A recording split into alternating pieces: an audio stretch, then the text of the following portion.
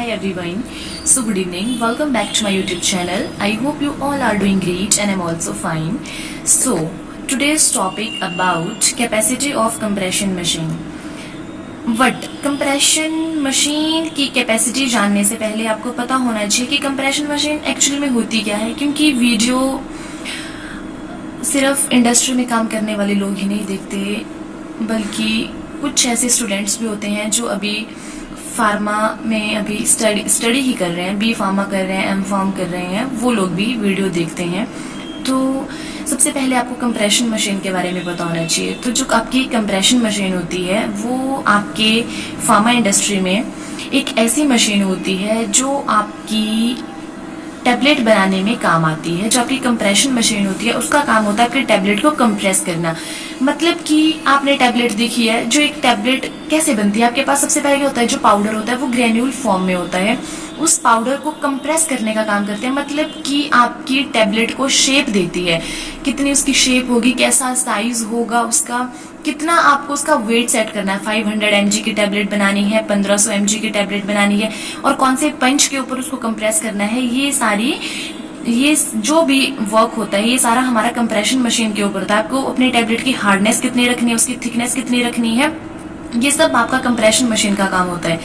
अब हम बात करेंगे कि जो आपकी कंप्रेशन मशीन है उसके अंदर कितनी कैपेसिटी है, कितनी टैबलेट वो निकाल सकती है। तो उसके लिए आपको पता होना चाहिए कि नंबर ऑफ स्टेशन। अब देखो, नंबर ऑफ स्टेशन से भी कंफ्यूज होता है कि स्टेशन ये पता नहीं क्या हो गया। तो देखो बहुत इजी है। स्टेशन मतलब कि आपकी जो कंप्रेशन मशीन है उसके ऊपर कितने पंचेस लगे हैं। आपने देखा कंप्रेशन मशीन के ऊपर पंच होते हैं, अपर पंच, लोअर पंच और उसके बीच में डाई। क्योंकि ये देखो आपके पास हॉपर होता है, हॉपर से पाउडर फिल होगा, वो आपकी डाई में जाएगा। अपर पंच और लोअर पंच उसको कंप्रेस करके आपकी जो टैबलेट है उसको एक शेप देंगे, एक साइज देंगे। तो वो काम होता है आपके पंचेस का।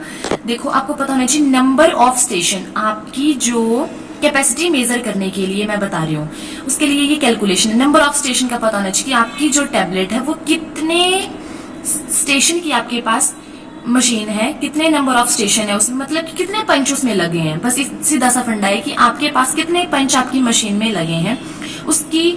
अच्छा ठीक है, आपने पंच देख लिए, उसके बाद आपको देखना है कि आपने अगर उसमें एक पंच लगा दिए, फॉर एग्जाम्पल आपके पास जो पंच है वो 33 पंच अगर आपकी मशीन में लगे हैं, तो अब आप देखो कि वो कितनी आरपीएम पर आपकी कंप्रेशन मशीन चल रही है। आरपीएम मीन्स रोटेशन पर मिनट।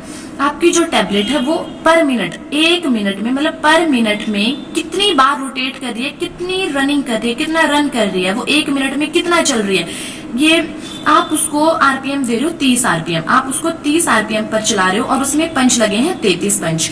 अब आपको उसके साथ साथ ये चीज भी ध्यान रखनी है कि उसमें जो फीडिंग हॉपर होता है उस टैबलेट में फीडिंग सिस्टम कितने लगे हैं, मतलब उसमें कितने हॉपर हैं, 1 हॉपर है, 2 हॉपर है, तो ये देखना है। वो सिंगल रोटरी मशीन है या डबल रोटरी मशीन है, ये देखना है। मान लो आपके पास जो फीडिंग सिस्टम है वो 2 फीडिंग सिस्टम, मतलब उसमें 2 हॉपर लगे हुए हैं।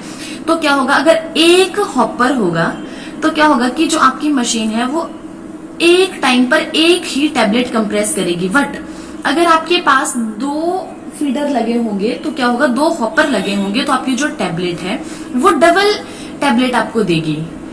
डबल टैबलेट आपको उस टाइम देगी, वो उससे डबल हो जाएगा। तो उसके साथ साथ आपको उसके चौथा जो स्टेप है वो है टाइम। ये एक फॉर्मूला है आपकी कैपेसिटी को मेजर करने का, how to calculate the capacity of compression machine. तो आपको टाइम, उसके साथ आपको टाइम का टाइम मतलब आपको कितने टाइम में देखना है, 1 मिनट में या 60 मिनट में या 2 घंटे में, जैसे भी आपको कैलकुलेशन करने आप कर सकते हो। उसके लिए सबसे पहले जैसे मैंने आपको बताया, आपको क्या करना है, नंबर ऑफ स्टेशन कितने हैं, 33।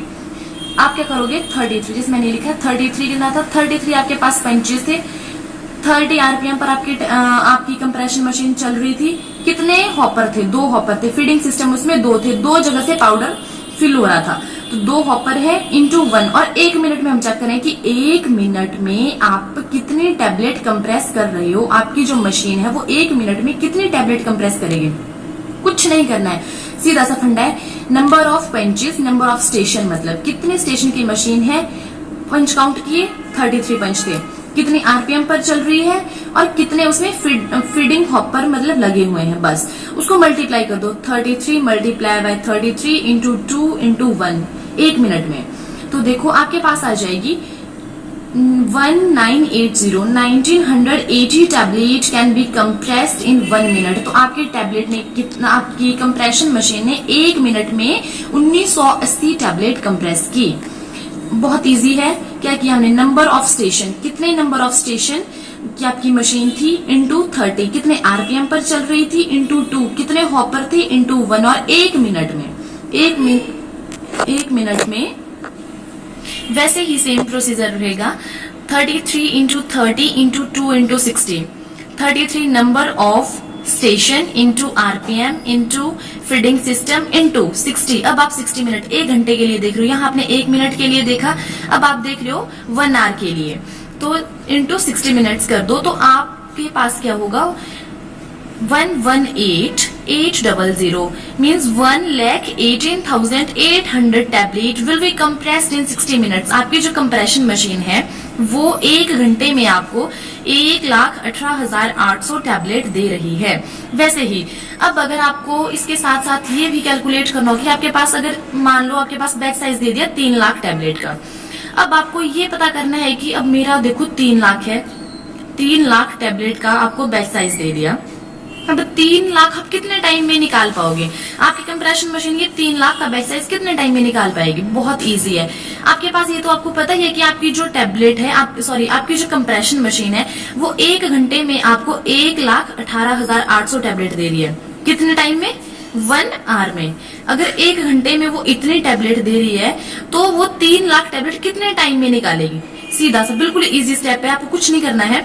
3 लाख को डिवाइड कर दो, जितनी टैबलेट आपकी 1 घंटे में निकलेगी तो वो आपको उससे टाइम मैनेज कर पाओगे, टाइम का पता आपको चल जाएगा कि कितने टाइम में आपका 3 लाख का बैच साइज निकल जाएगा। तो मतलब वो 2.5 घंटे में, 2.52 आवर में, 2 घंटे 52 मिनट्स में आपका जो बैच साइज है वो कंप्रेस हो जाएगा।